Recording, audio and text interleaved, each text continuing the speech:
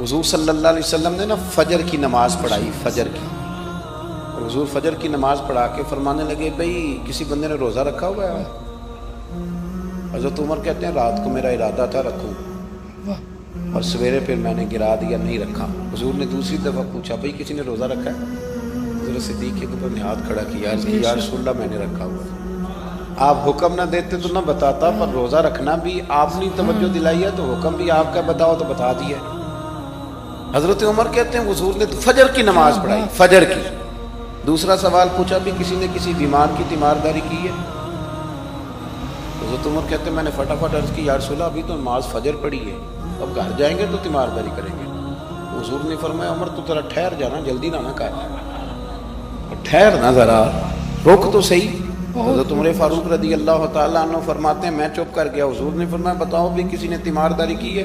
تو صدیق اکبر نے ہاتھ کھڑا کیا، عرض کی یا رسول اللہ عبد الرحمن بن عوف رضی اللہ تعالیٰ عنہ 2-3 دن سے نماز پڑھنے نہیں آ رہے، رات میں نے پتہ کرایا تو پتہ چلا بیمار ہے، اور حضور مجھے یہ بھی پتہ ہے وہ میرا یار ہے، مجھے پتہ ہے رات کو جلدی سوتا ہے پر تہجد میں ضرور اٹھتا ہے، تو حضور میں بھی ذرا فجر کا وقت جلدی اٹھا ہوں تو فجر میں آنے سے پہلے عبد الرحمن ابن عوف کی تیمارداری کر کے آیا ہوں۔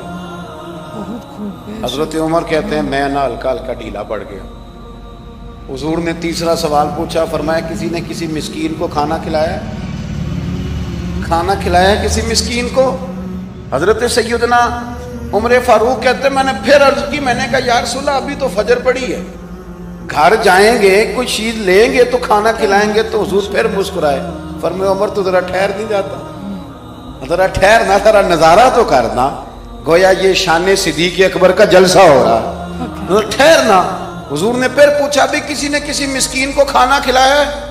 تو حضرت عمر کہتے ہیں لوگ سارے دائیں بائیں دیکھ رہے تھے اور میں چپ کے ابو بکر کو دیکھ رہا تھا، کہ مجھے پتا تھا کہ بولنا اسی نہیں ہے، اور دل میرا کر رہا تھا کہ کہہ دوں دیو جناب جواب، دل میرا کر رہا تھا۔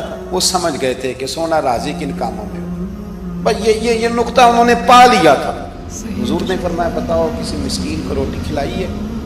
تو جناب سیدنا صدیق اکبر نے ہاتھ کھڑا کیا، عرض کی یا رسول اللہ سویرے اٹھا ہوں تو چھوٹا بیٹا بھی اٹھ گیا، اور میرے وضو کرتے سنت پڑھتے ماں سے کہنے لگا بھوک لگ گئی ہے، تو ماں نے 2 روٹیاں بھی پکا دی، تو حضور ایک اس نے کھائی دوسری اس کے ہاتھ میں تھی۔ جب ہم نکلے ہیں نا گھر سے تو دروازے پہ ایک فقیر کھڑا تھا، مسکین کھڑا تھا، کہہ رہا تھا رات سے بھوکا، کوئی دروازہ کھلنے کا انتظار کر رہا تھا، ابو بکر سب سے پہلے تیرا ہی کھلا ہے۔ تو حضور میں نا اس مسکین کو ایک روٹی کھلا کے آیا ہوں۔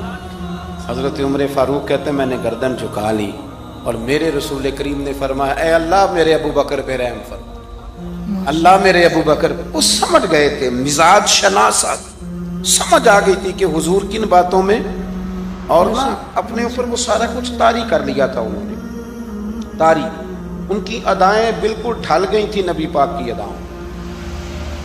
3 دن وہ غار ثور میں رہے تو ہمارے صوفیاء فرماتے ہیں کہ ان پر تجلیاں بھی پڑی معبود کی معرفت کی۔ جب مدینے آئے نا نبی کریم کو لے کے، تو کچھ لوگوں نے حضور کی زیارت کی تھی، کچھ نے نہیں کی تھی، تو کچھ آتے تو نبی پاک کی دستبوسی کر کے بیٹھ جاتے، حضرت ابو بکر سے ہاتھ نہ ملاتے، اور کچھ صرف حضرت ابو بکر سے ہاتھ ملاتے اور حضور سے ہاتھ ہی نہ ملاتے۔ میری بات پہ توجہ ہے آپ حضرات کی؟ تو کچھ لوگوں کو نا شبہ ہونے لگا، وہ معاذ اللہ سمجھنے لگے کہ شاید یہی اللہ کے رسول۔ حضرت صدیق اکبر یہ کیوں شبہ ہوا؟ تو ہمارے محدثین فرماتے ہیں کہ ابو بکر صدیق بولتے بھی اس طرح تھے جو میرے نبی پاک کا طریقہ، بیٹھتے بھی اس طرح تھے جو رسول پاک کا طریقہ۔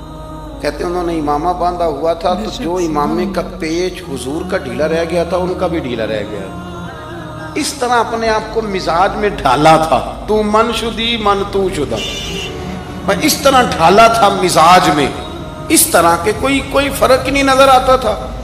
وہ کہتے ہیں جب حضرت ابو بکر صدیق نے دیکھا نا کہ لوگوں کو تو شک ہو رہا ہے، کوئی میرے ساتھ ہاتھ ملا کے بیٹھ جاتے، تو حضرت صدیق اکبر نے کہا کوئی ایسا کام کرنا چاہیے کہ پتہ چلے آقا کون ہے غلام کون ہے۔